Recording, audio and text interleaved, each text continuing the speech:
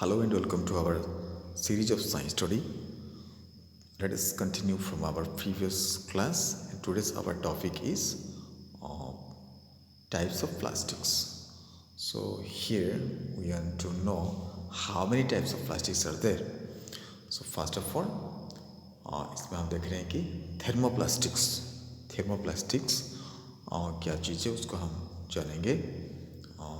A plastic which can be softened repeatedly by heating and can be molded into desired shapes and size again and again is called thermoplastic. इसका मतलब ये है बच्चों कि जो plastic को बार बार पिघला के हम उसको जो भी कुछ शेप दे पाएंगे उसको हम बोलते हैं थर्मोप्लास्टिक्स. और इसका मतलब है ये मेल्ट हो जाता है. हाँ, जब इसको हम गर्म करते हैं ये मेल्ट हो जाता है तो इसको ही बोलते हैं हम थर्मोप्लास्टिक्स. और थर्मोप्लास्टिक्स में से बहुत सारा चीज़ इसमें बनता है, जैसे कि टॉयस, कॉम, ये सब चीज़ थर्मोप्लास्टिक से बनता है. तो ये चीज़ें पॉलीथीन इसमें है और जो है पॉलीविनाइल क्लोराइड जो पीवीसी हम बोलते हैं, ये सब जो है ये थर्मोप्लास्टिक्स है. और ये thermoplastics become soft on heating. इसके बाद इसका मतलब है थर्मोप्लास्टिक्स को हम जब गर्म करते हैं तो ये क्या हो जाता है, सॉफ्ट हो जाता है, जैसे कि हमने पहले से इसको बोला था. तो ठीक है, तो thermoplastics are used for making those articles which do not get too hot and और फ्लेक्सिबल. ये जो कि बहुत ज़्यादा गर्म में एक्सपोज नहीं किया जाता है, जो चीज़ों को तो यूज़ नहीं किया जाता है जो गर्म में, वो सब चीज़ में थर्मोप्लास्टिक से बनता है ये सब चीज़. ओके, आफ्टर दैट उसके बाद हम देखेंगे कि thermoplastics are use for making the insulations of electrical wires because they do not conduct electricities and are flexible. अब देखो बच्चों, जो तार के ऊपर जो इंसुलेटर कोटिंग, वो इंसुलेटर जो होता है, जो प्लास्टिक जो है, ये थर्मोप्लास्टिक से बनता है, क्योंकि ये इलेक्ट्रिकली ये नॉन, इसमें इलेक्ट्रिक पास नहीं होता है. इसमें कंडक्टिंग कैपेसिटी नहीं है, इलेक्ट्रिकली ये नॉन कंडक्टर है इसमें. और ये फ्लेक्सिबल भी होता है, चाहे आप तार को जिस भी साइज़ में उसको मोड़ेंगे तो ये टूटेगा नहीं. तो ये सब वजह से इसको हम इलेक्ट्रिकल वर्क की इंसुलेशन के लिए हम यूज़ करते हैं. Thermoplastics are use for making plastic containers and combs, toy, ये सब चीज़ हम बनाते हैं उसमें. अब इसमें हम देख रहे हैं कि इस फोटो में कॉम्स है और टॉय है, ये सब चीज़ थर्मोप्लास्टिक से बनता है. उसके बाद हम देखेंगे कि थर्मोसेटिंग प्लास्टिक्स. और ये थर्मोसेटिंग प्लास्टिक्स क्या है, इसको हम देखेंगे. थर्मोसेटिंग प्लास्टिक्स क्या है? ये plastics which once set does not become soft on heatings and cannot be molded a second time is called thermosetting plastic.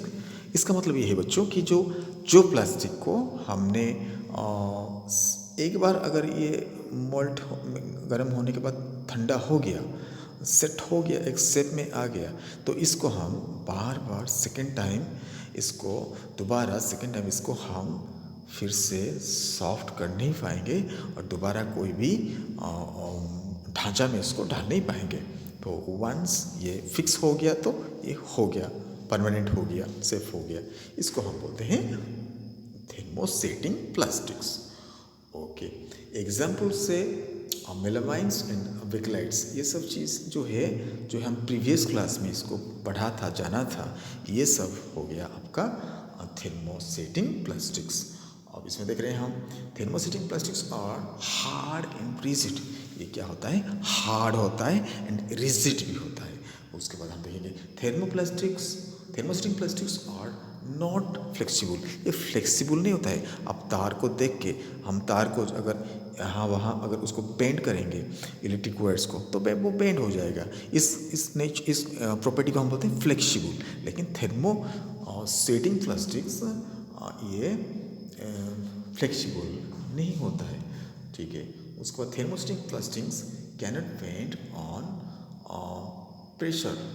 अगर हम उसको प्रेशर उसके ऊपर डालेंगे तो ये बेंड नहीं होता है, ठीक है। So if thermosetting plastic is force to be bend it breaks. अब देखो बच्चों, ये थर्मोसेटिंग प्लास्टिक्स को अगर हम ज़्यादा फोर्स इसके ऊपर हम अगर डालेंगे तो ये क्या हो जाएगा, बेंड नहीं होगा, ये टूट जाएगा। ओके, ये टूट जाता है, ठीक है। सो once set in a given shape and solidified, it cannot be re-softened. So articles will remain its original shape permanently even on heating. और तो ये क्या हो जाता है, एक बार अगर ये अपना शेप इसको एक शेप दिया जाता है तो ये क्या हो जाता है, परमानेंटली वो शेप उसका हो जाता है, उसको हम दोबारा मोल्ड नहीं कर पाएंगे। सो the thermosetting plastics are used for making those articles which may gets too hot during use and are hard and rigid to that they do not bend at all। जैसे हमने इसके करेक्टर पे बारे में discussion कर रहे थे कि ये बेंड नहीं होता है एंड बहुत हार्ड होता है, इसीलिए ये उस जगह में यूज़ किया जाता है जहाँ पर ये थोड़ा हार्ड वाला काम करेगा। जितना भी गर्म इसको दिया जाएगा लेकिन ये मोल्ड नहीं होगा, सॉफ्ट नहीं होगा, हार्ड रहता है, इसमें यूज़ किया जाता है। Okay, so use of thermosetting plastics are handles of cooking utensils and plates, cups, floor tiles, electric switches etcetera. ये सब चीज़ों में हम इसको यूज़ करते हैं। यूटेंसिल का जो हैंडल होता है एंड जो फ्लोर टाइल्स होता है, इलेक्ट्रिक स्विचेस होता है, इसमें हम इसको यूज़ करते हैं। दे do not soft on heating, और ये सॉफ्ट नहीं होता है हीट करने पर, ये सॉफ्ट नहीं होता है। दे आर पूर conductor of heat, they do not conduct electricity, और इसमें इलेक्ट्रिसिटी भी पास नहीं होता है, हीट भी पास नहीं होता है। We can tell whether a given plastics is thermoplastics or thermosetting plastics from the way it behaves on heating। अब बच्चों इसको, इन दोनों को हम, इस बातों से हमको इनका डिफरेंस पता चल जाएगा कि ये एक चीज़ से कि ये किस तरह से हीट के साथ ये रिएक्ट होता है। अगर ये सॉफ्ट हो गया तो ये हो गया थर्मोप्लास्टिक्स, अगर ये सॉफ्ट नहीं होता है तो ये थर्मोसेटिंग प्लास्टिक ठीक हो जाता है, ठीक है। Okay, so thermoplastics can be recycles और thermosetting plastic can not. Thermoplastics को हम रिसाइकिल करके बार बार इसको यूज़ कर सकते हैं, लेकिन थर्मोसेटिंग प्लास्टिक को हम दोबारा इसको यूज़ नहीं कर पाएंगे, ठीक है। ओके, सो ये जो कुछ फ़ोटो दिया गया है ये सब क्या है, ये सब चीज़ें जो कि थर्मोसेटिंग प्लास्टिक्स का। ओके, सो नाउ हम देखेंगे कि उसमें स्ट्रक्चरल डिफरेंस, इसका मतलब है उसके अंदर वाला जो स्ट्रक्चरल डिफरेंस है ये क्या है, इसमें क्यों ये थर्मोप्लास्टिक्स है और ये क्या वजह है कि ये थर्मोसेटिंग प्लास्टिक हो जाता है। बच्चों अब इसमें एक चीज़ है कि in thermoplastics the long polymer chains bonds are not cross links with one another जो इसके अंदर जो पॉलीमर चेन होता है, ये एक क्रॉस लिंक उसके बीच में नहीं होता है। इसका मतलब है due to this on heating the individual polymer chains can slide over the another and ultimately melts. इसीलिए क्या हो जाता है, इसके बीच में क्रॉस लिंक नहीं होता है, उसमें क्रॉस लिंक नहीं होता है, और इसकी वजह से इनकी जो पॉलीमर का जो चेन होता है, ये चेन क्या हो जाता है, एक दूसरे के ऊपर क्या हो जाता है, वो टच हो जाता है, मेल्ट हो जाता है। इसकी वजह से वो मेल्ट हो जाता है, ओवरलैप हो जाता है, इसके लिए मेल्ट हो जाता है। And the thermosetting plastics in thermosetting plastics the long polymer chains are cross links with one another। इसमें बच्चों एक डिफरेंस हम ये देख रहे हैं कि थर्मोसेटिंग्स में क्रॉस लिंक्ड है, और जो कि पॉलीमर चेन के बीच में क्रॉस लिंक है, लेकिन थर्मोप्लास्टिक्स में ये क्रॉस लिंक नहीं है, जिसकी वजह से वो जल्दी से मेल्ट हो जाता है। लेकिन इसके अंदर क्या है थर्मोसेटिंग्स में, कि इसमें क्रॉस लिंक्ड है, जिसकी वजह से ये मोल्ड नहीं होता है, हिलता नहीं है, मोल्ड नहीं होता है। और the cross links prevent the displacement on heatings and do not become soft. इसकी वजह से ये क्या होता है, उसके अंदर पकड़ क्या होता है, जोर होता है, इसकी वजह से वो सॉफ्ट नहीं होता है और मोल्ड भी नहीं होता है। अब नीचे जो हम देख रहे हैं लेफ्ट हैंड साइड में जो स्काई कलर का, ये हो गया हमारा थर्मोप्लास्टिक्स का। अब इसमें क्रॉस लिंक नहीं है, जैसे कि फ़ोटो ये दिखाया गया है, क्रॉस लिंक्स नहीं है। और राइट हैंड साइड में जो फोटो दिया है ग्रीन में, इसमें बच्चों हम सब देखेंगे कि इसमें क्रॉस लिंक्स है। इसका मतलब है इसमें जो बॉन्ड्स है, इसमें जो फोर्स है, वो थोड़ा ज़्यादा है, थोड़ा स्ट्रांग है, इसलिए ये मोल्ड नहीं होता है। So this is the structural difference between thermosetting and thermoplastics. ठीक है, प्लास्टिक्स। ओके, तो उसके बाद हम देखेंगे कि useful properties of plastics. Plastic की क्या क्या यूज़फुल प्रॉपर्टीज है। प्लास्टिक्स इज केमिकली अनरिएक्टिव, ये केमिकली रिएक्टिव नहीं है। और सो ड्यू टू दिस इसकी वजह से plastic containers are use to store many chemicals. इस गुण की वजह से प्लास्टिक की कंटेनर में हम बहुत सारे चीज़ों को रखते हैं, एसिड को रखते हैं, बेस को रखते हैं, केमिकल्स को रखते हैं, ये सब चीज़ को रख देंगे। उसके बाद हम देखेंगे कि plastics are poor conductor of heat and electricity. ये क्या है, इलेक्ट्रिसिटी का एंड हीट का पुअर कंडक्टर होता है। इसकी वजह से हम इसको इंसुलेटर के हिसाब से भी बहुत सारे जगह में यूज़ करते हैं। उसके बाद हम देखेंगे plastics can be moulded in different shapes. Plastic को हम बहुत डिफरेंट शेप में जो चाहेंगे उस डिफरेंट शेप में उसको हम डाल सकते हैं। इस गुण की वजह से हम इसको they are use to make a large variety of articles. इस गुण की वजह से हम प्लास्टिक से बहुत सारे शेप वाला चीज़ों को बनाते हैं और यूज़ करते हैं। उसके बाद हम देखेंगे plastics are quite cheap and easily made. Plastic बहुत चीप होता है, अदर मेटल्स से बहुत चीप होता है एंड इजीली भी मेड हो जाता है, बन जाता है उसमें। इस गुण की वजह से हम देखेंगे यूज्ड वाइडली, बहुत सारे जगह में इसका यूज़ भी होता है इस गुण की वजह से।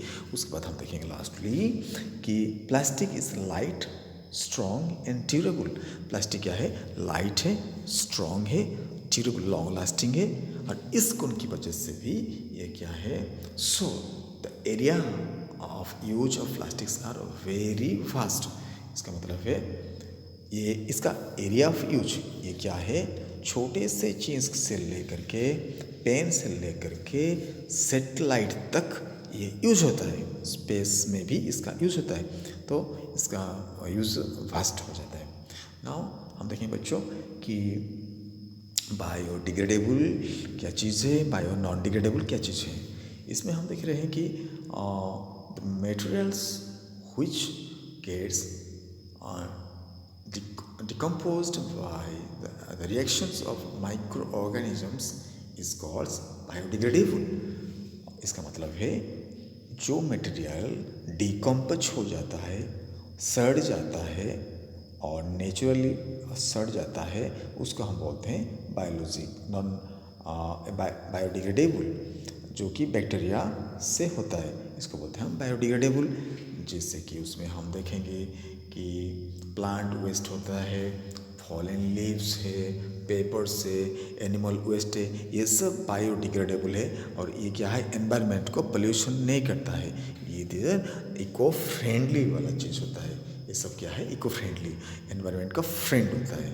इसकी अपोजिट में हम देखेंगे कि materials which is not easily decomposed by natural processes, जो कि नेचुरल प्रोसेस से डिकम्पोज नहीं होता है, सड़ता नहीं है, इसको हम बोलते हैं नॉन बायोडिग्रेडेबल। और इसमें बहुत साल तक ये वैसे ही रहता है, ये रोटिंग नहीं होता है, उसको बोलते हैं हम नॉन बायोडिग्रेडेबल। सो ये क्या हो जाता है, ये पोल्यूशन क्रिएट करता है और ये इको फ्रेंडली नहीं होता है। ठीक है, उसके बाद हम देखेंगे प्लास्टिक एंड एनवायरनमेंट। जो दुनिया में इतना सारा प्लास्टिक जो यूज हो रहा है, बहुत सारा प्लास्टिक, एक्सेस प्लास्टिक यूज हो जाने के बाद एनवायरनमेंट के ऊपर इसका इफेक्ट क्या है, इसके बारे में हम थोड़ा देखेंगे इसमें। So the use of plastic has a bad effects on our environment. बहुत सारा प्लास्टिक यूज़ करके हमने पूरा चारों तरफ पोल्यूशन करके पोल्यूशन का अमाउंट ज़्यादा कर दिया, उसको मैक्सिमाइज कर दिया हमने। तो प्लास्टिक एनवायरनमेंट को के लिए एक बैड इफेक्ट्स है, नॉट इज इको फ्रेंडली। ये जैसे कि हमने प्रीवियसली डिस्कशन किया कि इको फ्रेंडली नहीं है। So block the dirty water damage and flow over streets and roads. हाँ, इसमें और एक चीज़ क्या है कि जब भी ये प्लास्टिक्स क्या होता है, गंदी जो नाली होता है, नाली में क्या होता है, ब्लॉक हो जाता है। ब्लॉक हो जाने के बाद ये उसके ऊपर नाली जमा हो जाता है पानी, और ये रोड स्ट्रीट में बहने लगता है वो जो, और घर के पास आ जाता है ये गंदा पानी, और अनहाइजेनिक कंडीशन क्रिएट करता है उसमें। और एक चीज़ इसमें होता है कि plastics waste can choke the respiratory और सिस्टम्स ऑफ एनिमल्स। अब कभी कभी हम ना प्लास्टिक्स के अंदर, पॉलीथीन के बैग के अंदर खाना को रख के फेंक देते हैं, और एक गाय वैसे ही क्या करते हैं, उसको खा जाते हैं, वैसे ही खा जाते हैं। तो ये पॉलीथीन जाके उनका रेस्पिरेटरी सिस्टम को चोक कर देता है, और उसके लिए उनका डेथ हो जाता है, और produces A poisonous gas by heating. और जब हम इसको गर्म करते, जिसको हम जलाते हैं तो इसमें से बहुत खतरनाक पॉइजन गैस इवल्व होता है, और एनवायरनमेंट को वो क्या होता है, पॉइजनियस कर देता है। ओके, और उसके बाद हम देखेंगे कि disadvantages of plastic. Disadvantages of plastics में क्या क्या चीज़ है। The articles made of plastics are non biodegradable which causes a great problem, जो कि बायो नॉन डिग्रेडेबल होता है और बहुत सारा प्रॉब्लम क्रिएट करता है। उसके बाद during the plastic waste give out harmful gases. During the burning of plastic waste give out harmful gases which pollute the air. उसके बाद इसका और भी एक बड़ा सा डिसएडवांटेज है कि जब इसको जलाया जाता है तो इसमें से बहुत हार्मफुल गैस निकलता है, जो कि एनवायरनमेंट को पॉइजनियस कर देता है। और उसमें हम अब देखेंगे कि how to save the environment from the plastic waste. Plastic waste से हम इसको कैसे हमारा जो परिवेश को, एनवायरनमेंट को कैसे हम क्लीन करेंगे, इसको हम देखेंगे.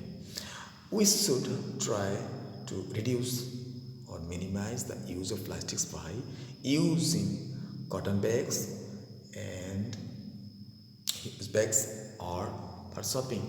तो इसमें हम देख रहे हैं कि हम बहुत सारा कॉटन बैग्स को, अदर्स बैग्स को, जूट बैग को हम यूज़ करके ये इसको यूजेस ऑफ प्लास्टिक्स को हम कम कर सकते हैं. और we should not throw polythene bags in publics. It should be thrown in the dustbin. उसको हम इधर उधर नहीं फेंकना चाहिए, उसको हम स्पेशली रखा गया जो डस्टबिन, उसमें हम उसको फेंकना चाहिए. Reuse of plastic containers. Plastic का कोई कंटेनर अगर है तो उसको हम बहुत दिन तक यूज़ करेंगे, रीयूज़ करेंगे. ओके, उसके बाद हम देखेंगे रिसाइकलिंग ऑफ प्लास्टिक्स. उसको प्लास्टिक्स को हम जो भी बचा कुचा प्लास्टिक है उसको हम फिर से मोल्ड करके उसको रिसाइकलिंग करेंगे. Okay, so the 3 R's to save the environments from plastic. तो जो 3R बोलते हैं उसको, 3R जो कि इन्वायरमेंट को सेव करता है. ये क्या है ये 3R? The 3R's stands for reduce and reuse and recycle. ये 3 काम करके हम अपने एनवायरमेंट को प्लास्टिक से की जो बैड इफेक्ट है उससे बचा पाएंगे. So thank you very much for watching this